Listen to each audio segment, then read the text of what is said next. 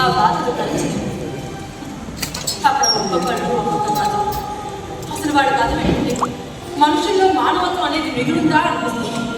చూసారా, ఇప్పటికైనా దీన్ని బట్టి మీకు అర్థమైందా? మేము ఎంత మంచోళ్ళమో మిమ్మల్ని అలాంటి చోట చేర్చాలి అనుకోవట్లేదు. నన్ను చేర్చడం ఏంటి?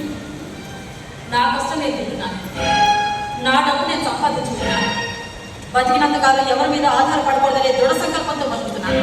ఈ విషయం నా చిన్నప్పటి నుంచి చెప్పుకున్నాను. నేను కావడానికి వచ్చినప్పటి నుంచి వింటూనే ఉన్నాను. చెప్పి చెప్పి మీకు చిరాకు రాకపోయినా విని విని నాకు విసిగిపోతుంది. కొత్తగా ఏదైనా చెప్పండి వింటాం.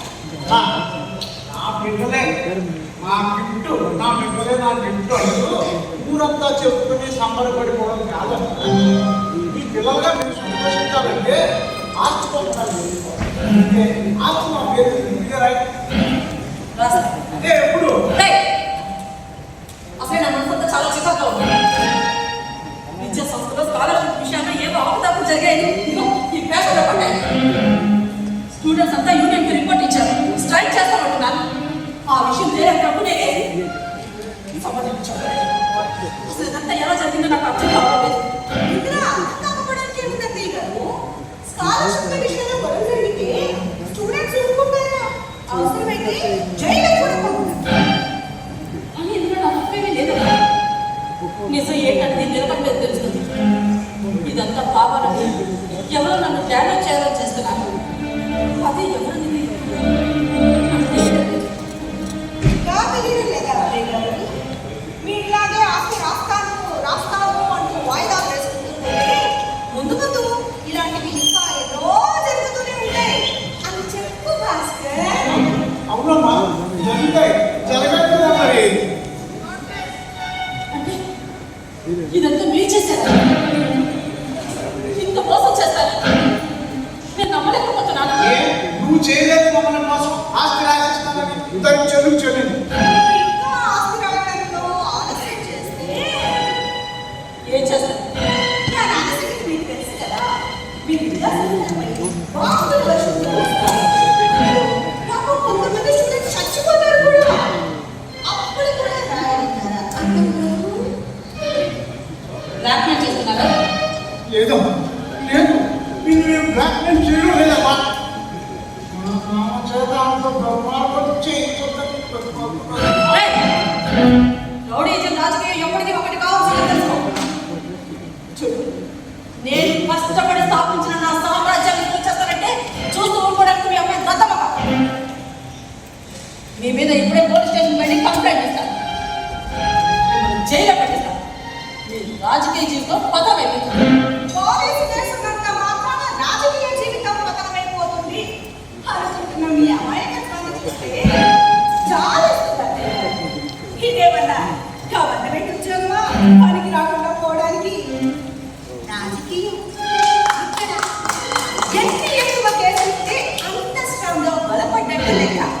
అయినా ఇలాంటి పథకాలన్నీ పన్నాలంటే జైలు కన్నా మించిన మంచి ప్లేస్ ఇంకేముంటుంది చెప్పండి.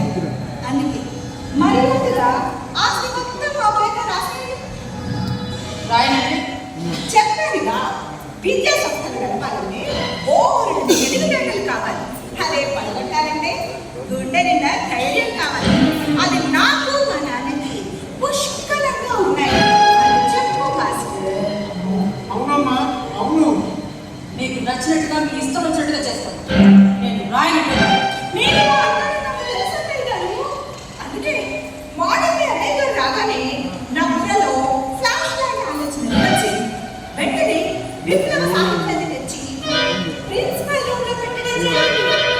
దానికి ప్రిన్సిపల్ మీరేగా. సో ఇప్పుడు ఆ విప్లవ సాహిత్యం అంతా స్టూడెంట్స్ చేతిలోకి వచ్చేస్తుంది. దాంతో పోలీసుల రంగ ప్రవేశం కూడా జరిగిపోతుంది. అప్పుడు మిమ్మల్ని అరెస్ట్ చేస్తారు. మీకు పై మీ అన్నగారిని కూడా అరెస్ట్ చేస్తారు. ఇదంతా మనకు అవసరమా అత్తయ్య గారు? అంతేకాదు అత్తయ్య గారు, ఆస్తి కోసం మన కన్నం కోసం మా అత్తగారు మా నాన్నగారు నన్ను గ్రహించి పెట్టి వేధిస్తున్నారు. అని పోలీస్ కంప్లైంట్ చేస్తారు.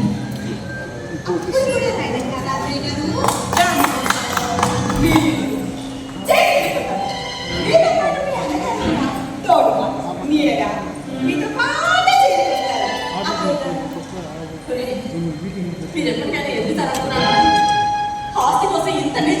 చనిపోతారని నేను అనుకోను.